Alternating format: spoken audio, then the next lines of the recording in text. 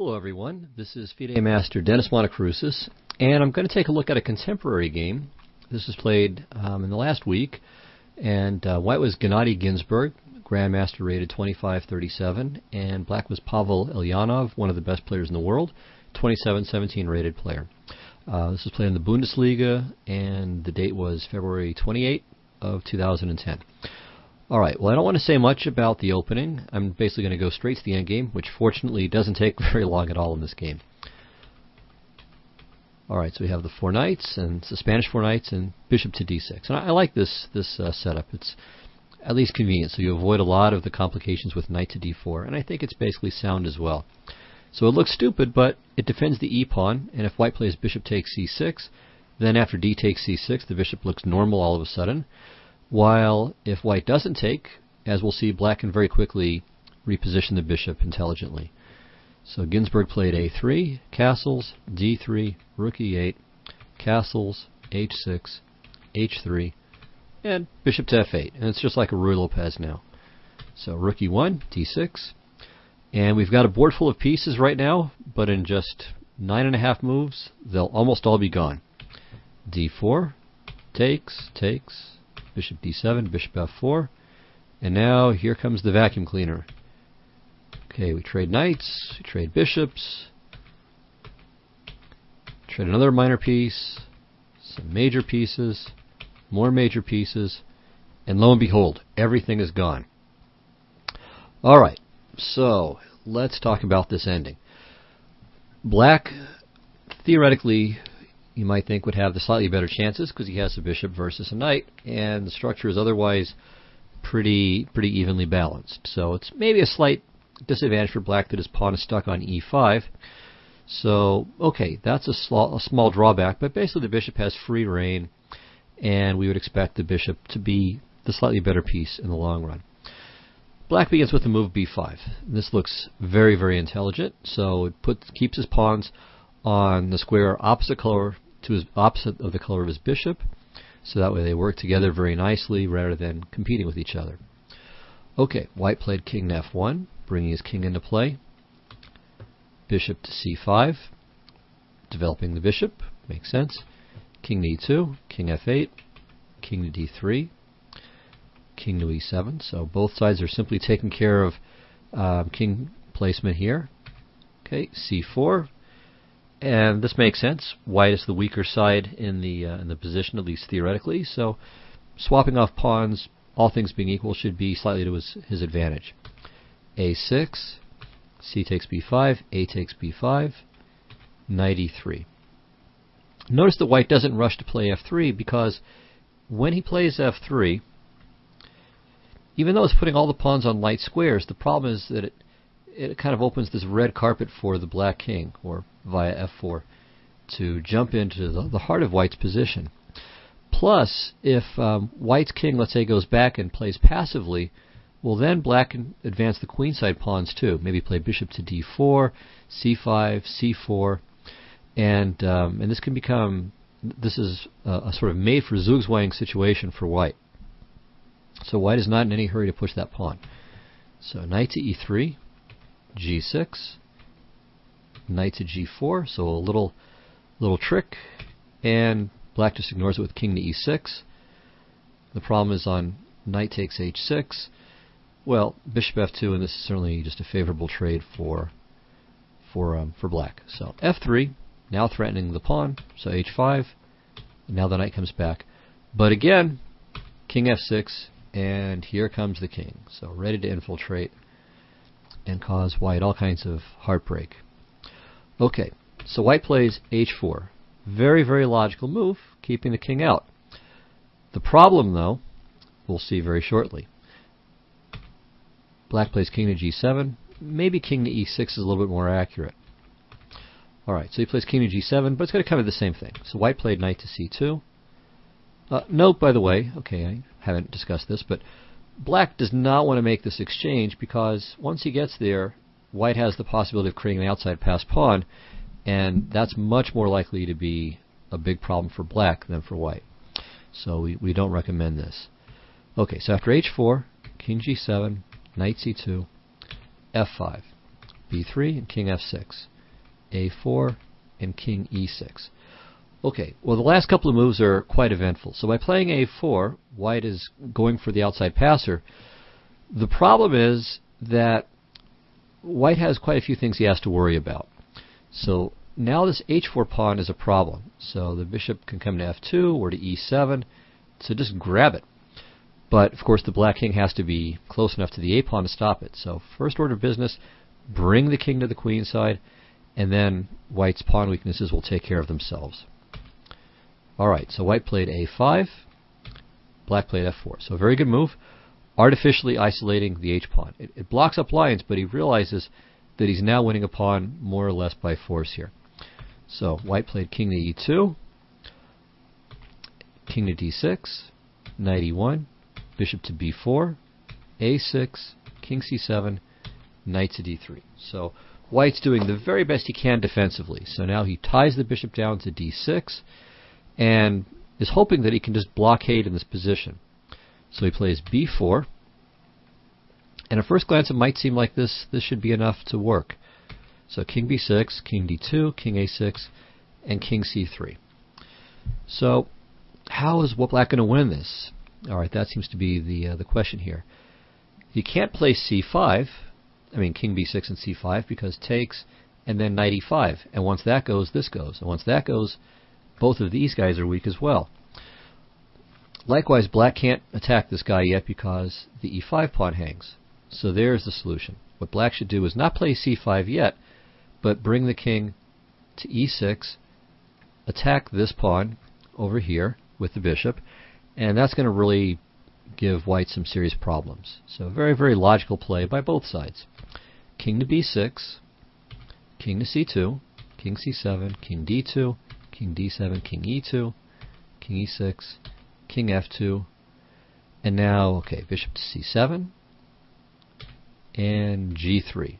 So bishop to d8 was coming, so he defends it with his king, holding the c5 and e5 squares under observation with the knight.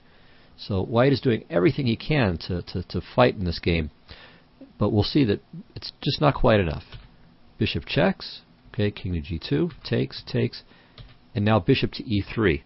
And black introduces a new idea. So now there's several points. Okay, so first of all, the bishop is no longer competing with the king, so he can play king to d6 and c5 without having to worry about surrendering the e-pawn. Additionally, the bishop on e3 prevents any monkey business by white on the king side with f4, so he's cut that out, and he might even be able to play bishop to d2 in some cases too. So this guy is just a powerhouse, and it might also support g5. So this bishop is doing just a fantastic job covering a lot of really important squares here. Okay, so white is running out of gas here. He plays king to h3, king d6, king g3, c5, takes, f4. So again, trying desperately to make a lot of exchanges at the last possible moment, but black disregards it with bishop to d4. So he's not going to help the knight get to the f4 square. So now, of course, if f e5, bishop e5 check, knight f4 makes no sense there. So he plays king f3, king e6, takes, and white would like to bring his king over to the queen side, but then he would lose the h-pawn. So his king has to stay in that neighborhood, and now black plays bishop to d6. So again, covering lots of important squares. So covering b4, covering c5, covering f4, and also it has the chance to come to e7, and it's also useful that it covers g3, so white's king can't go there right away. So king f3, bishop to e7, and in fact white simply gave up here. So after bishop to e7, okay, king g3, he's just completely tied down, and okay, here b4 should be good enough. So there's not really anything that white can hope for in this position, so after bishop to e7 he gave up. Okay, now the presentation I gave you just now would seem to suggest that this was a very well played endgame by both sides, but black was just better. He started off with the better minor piece and went on to win with good technique. Alright, what I've actually given you is just a lot of baloney. So my challenge to you is to try to figure out what all of the nonsense was. So you might want to go through this or look up the game. Again, it's Ginsburg against Elyanov from the Bundesliga, played just a week or so ago. Well, as of this recording, it was played February 28, 2010. So that would be my suggestion. Now I'm going to go back through the game and point out some improvements for both sides. All right, so I would suggest not listening any further, so just mark where you are in the recording, analyze this on your own, and then come back, listen a second time, or just forward to this position on the recording, and at least see what I came up with. And you might find some improvements. So the following, I think, is not exhaustive, but will at least be illuminating. Okay, so here we go. Back to this position. All right, b5 may or may not be okay. Here, white has a very interesting and a little bit counterintuitive strategy, but I think it actually works quite well. So instead of king to f1, which isn't a mistake, he can play b4. So I want to just point this idea out first of all.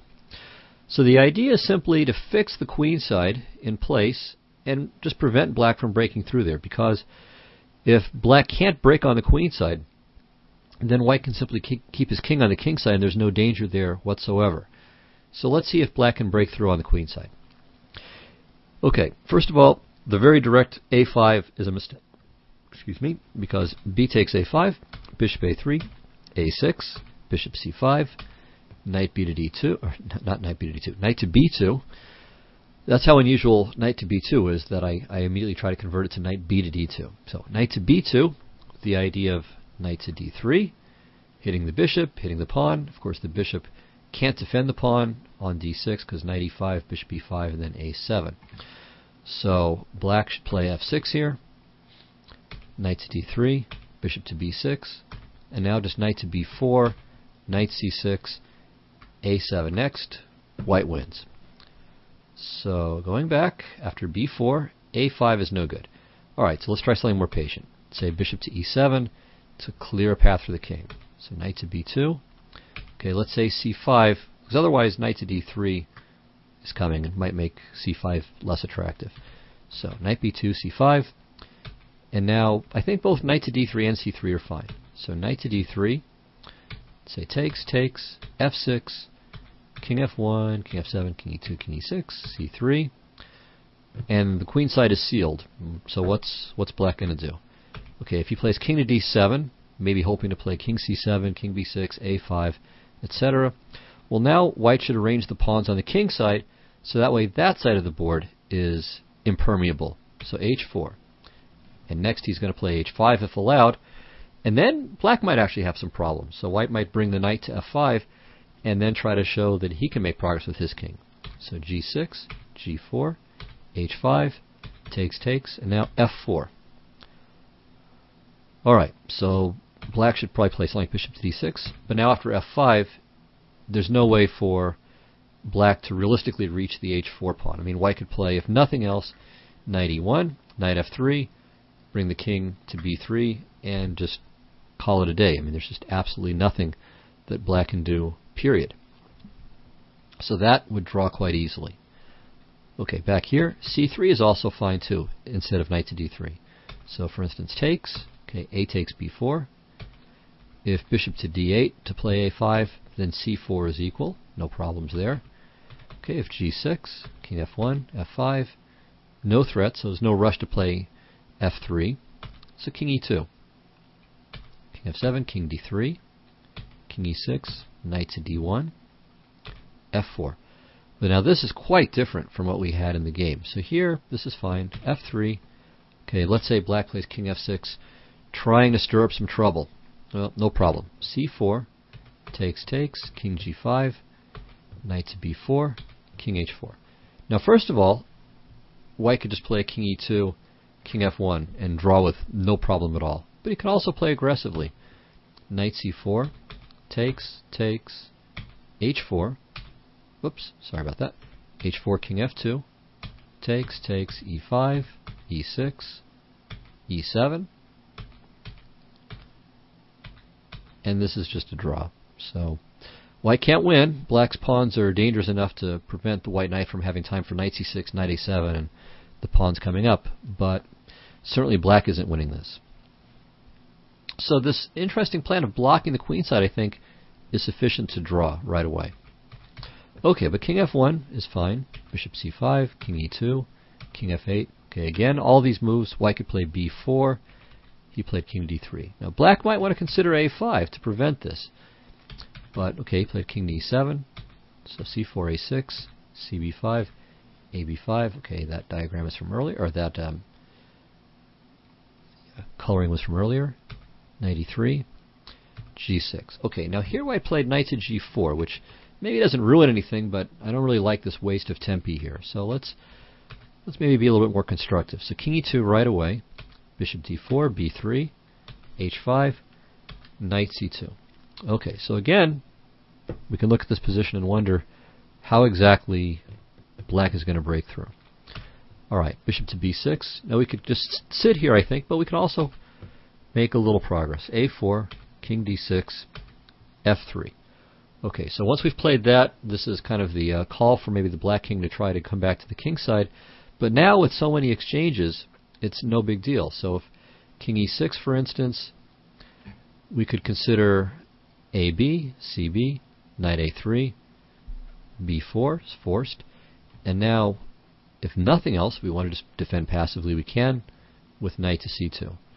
And what in the world is black ever going to do here? So bishop to c5, and we can just do anything. Okay, just g3 or h4 and g3, whatever. And there's just no way for black to win here. All right, so let's say ba, king c5, king d3. He's cut off. But he can try to use Zugzwang, bishop to a5. So now if the knight retreats, king to b4, and he takes the pawn. If the king retreats, the king comes to c4. So white has to move a pawn, but it turns out it's okay. One reason why it's okay is that black is in Zugzwang himself. So he's, as far as his king and bishop go. If he moves the bishop, then the white king can come to c3, problem solved. And if the king goes back, then white plays king to c4, and he's even better. All right, so f6, f4, g5, takes, g4, h4. Okay, so now all of white's pawns are safe. There's no way for black to penetrate on the king side with his king. But, okay, white has to figure out what to do about his queenside problems. Well, the answer is this. Knight e3, king to b4, knight c4, attacking the e5 pawn, bishop c7, a5, king to b5, and now knight to d2. So the idea is that if black takes the pawn, then knight f3, and white regains it and is absolutely fine here. So bishop to d8 is probably best. The idea of meeting knight f3 with bishop to f6, and then white is just losing a pawn. Might still just be drawing though. Maybe he just puts the king on c4 and sits, although I'm not sure about that. Maybe the black king can come around the back rank and go up and over. So best is just knight to c4 here, reestablishing the defense of the a5 pawn and attacking the e5 pawn. So black has nothing better than bishop c7, and this is just a draw. Okay, so back to the game. Instead of king e2, our improvement, white played knight to g4, king e6, f3, h5, knight e6, king f6.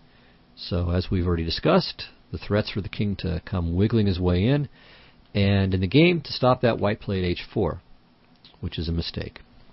Okay, let's get rid of that. What he should have done, I think, is knight to c2, simply allowing it. King g5, b3, king f4, king e2. And, okay, he can play king g3 and then f5, trying to break up the structure here. But this actually is not such a big deal. So takes, a4, all right, let's say bishop to a6, knight a3, bishop c5, knight c2. Okay, so we see that black's making no progress that way. So takes, and now let's say e4. Well, against this, takes, a5, king e2, so we keep our king active. And in this position, white is absolutely fine. So there's no trouble at all. Of course, black can't take the knight because the pawn will promote. What does black do? If he plays king to d6, then knight f5 check, and we pick this off. Black has no winning chances here, only losing chances. But, you know, what can he do if he doesn't if he can't take, and he can't play king to d6 to try to stop the a-pawn with his king, then what is he going to do here? I mean, it's just not evident. I mean, he could try maybe something really slow like king e6, then bishop to b6, and then hopefully king d7 and bishop to d8. Maybe. But, even in that case, White's king comes up, and he plays king e2, king e3 to e4, and he's better. Alright, so no success to be had there for black. So I think knight c2 and b3, and then the king coming back to the king side to defend against black's king incursion should be absolutely satisfactory. So h4 is an inaccuracy. Okay, I already pointed out that king e6 would have been better than this. And here I think a waiting move like king e2 would have been fine. Alright, and here I said king e6 is of course a good move. We're bringing the king back to the queen side so we can attack the h-pawn. But in fact he should have played f4, and then this would have been like the game. Alright, instead he played king to e6, and this is a mistake because here White should have played not a5 immediately. That was a blunder. After a5, f4, okay, then black has made some progress. But instead, after e takes f5 first, and only now a5, now black can't make this nice, tidy ceiling move with f4, after which it's just all on one side. This position might actually be good for White. King d5, for instance, a6, e4 check, takes, king e2. And what's black going to do? I mean, he's not going to make any progress with the e-pawn. White has a kingside majority, which could become useful. And, well, this a-pawn is great. So king e5, okay, g3. So we don't let him come in. Say bishop to a7, knight e3. So no king f5, king g4 stuff. c5, g4. So make a second passed pawn. Takes. And now h5, g3, h6, king f6, h7. And now we take. Well, we check. We take. Knight f5. And now we go for the queen side. And a very interesting position here. So you might think that White should play the obvious move, king to d3. But that would be a big mistake. So the best move is king to d2 or king to e3. And we'll see why in a minute. King c7, king to d3, king b7, knight to b5, king c6, king c4. And it's mutual Zugzwang, and since it's black's move, he loses. But if it were White to move here, it would only be a draw. So knight to a7 check, king b7, king takes c5, king takes a7, king takes b4, king to b6. Black gets the opposition, draws the game. Now, if White had played king to d3 in that earlier position instead of king to e3 and then d3, it would be White's move here, and it would be a draw. Okay, the point of all of this is that with e takes f5 from here, the position stays very, very imbalanced, but the knight has real jobs, has a real job to do, and White is, I think, even better here. So king e6 was a mistake. a5 was an even bigger mistake, maybe. Okay, and now f4. Alright, well here White played king to e2, which was also a mistake. He should have played b4. Okay, of course the bishop can't go to e7, which is where he wants to go because of a6. So that's one of the main points. We're trying to tie this bishop down so he doesn't have time for this plan of winning the h-pawn. So b4, bishop a7 is essentially forced. I mean, he can go elsewhere on the diagonal, but if he goes to f2, king e2, and he can't take the h-pawn because White's a-pawn will queen.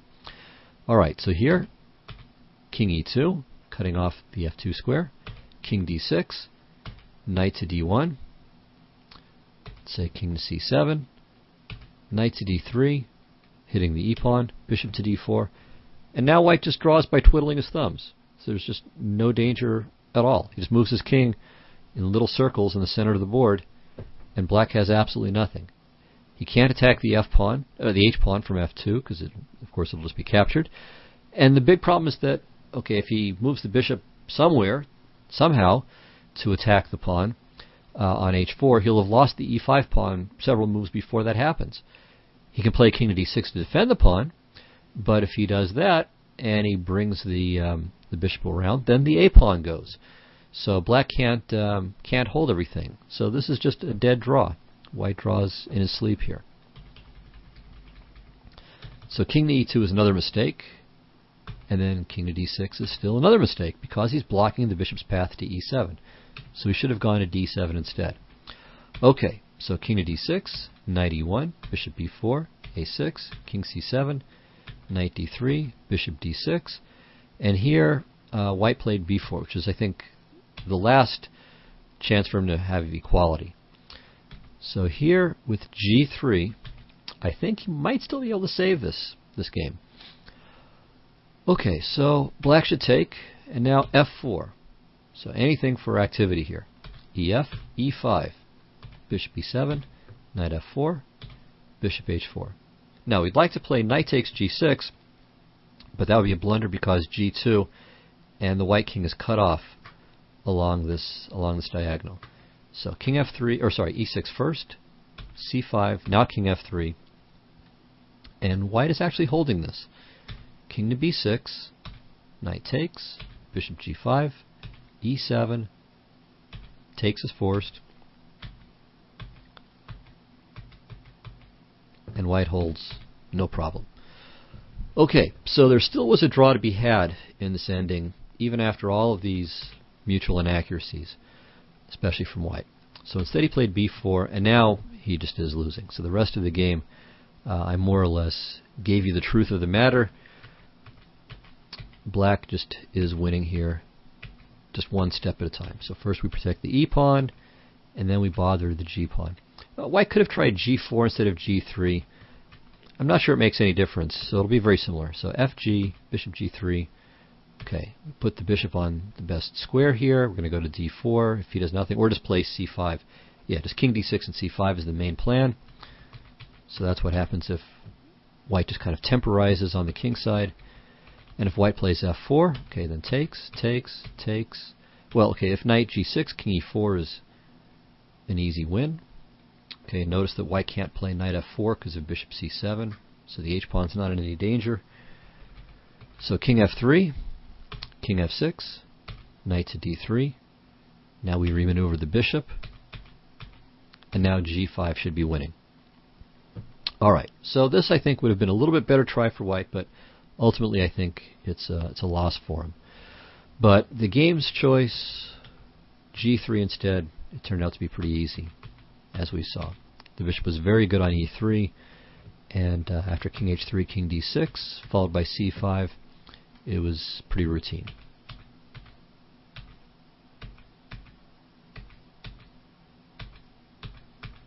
Okay, and we already saw this. Alright, so that, I hope, gives you a fuller picture of what was going on in the game. I don't want to claim that this is everything, that this is the full and complete and perfect analysis, but it does show that white had many more chances than a quick play through the game might suggest. So, yes, in some respects the bishop was the better minor piece, but because the pawn was on e5, that gave white a lot of good block-hitting chances. I mean, white had pretty good control over the light squares in many of those variations, and more active play in a variety of ways would have saved the day, and maybe even at a couple of points given white a serious advantage. So it shows that the game unfortunately didn't have the kind of beautiful textbook character to it that's always a lot of fun, where you just see the one player making all the perfect moves, and the other side just applauds at how wonderful a presentation it was. So this was a real game, and it just turned out that white made more mistakes than black did. Okay, so hope you enjoyed that and learned something from it too, and I'll see you next time. Bye-bye.